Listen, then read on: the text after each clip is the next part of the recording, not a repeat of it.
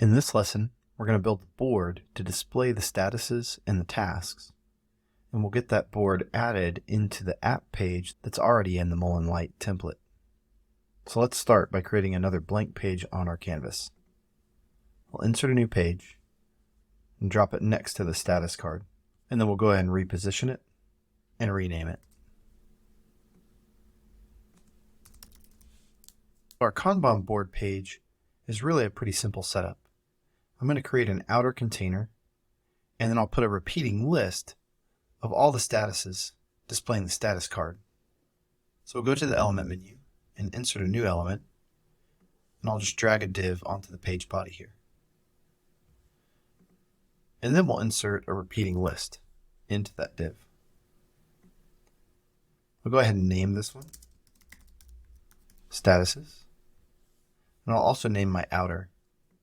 On the statuses list, we're going to choose the status card page as the display page. And then for the data, we'll go to collection list. We'll pull from the task statuses. We're going to get all fields, and we don't need any filters. Now there's a couple of things that we need to adjust here.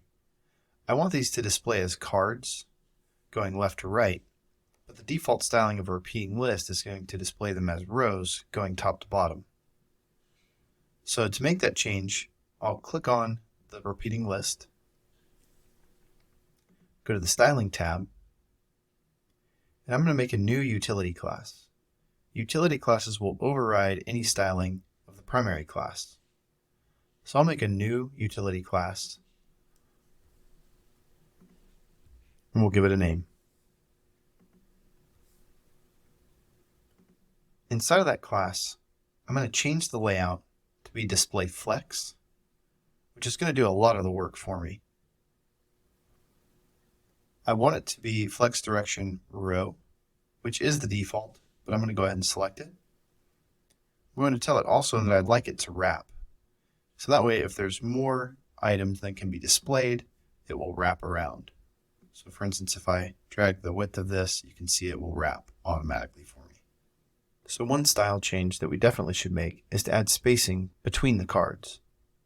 One way is to go to the status card, to the style class of that card, go to spacing, and add margin. If I add margin, for instance, to all sides, you can see it's going to separate the cards because it adds that margin all the way around. And it will also work when it wraps because I added it to the top and the bottom. So to correct for that, we'll make a style change to both the status name element and to the outer of the status card. In the status card, we need to go into our layout, and in our positioning, we need to set it to position relative. And position relative means that anything inside of the card that's positioned in absolute terms, like the status name, will be positioned relative to its container, which is our status card. So now that the status card is set correctly, let's go to the status name, go to the inline styling, and let's just set this to 0 pixels of margin. So now we've removed the margin that's set by default on text boxes, which makes it position itself right there at the top. All right, so that looks good. So next, let's go over to our app workspace.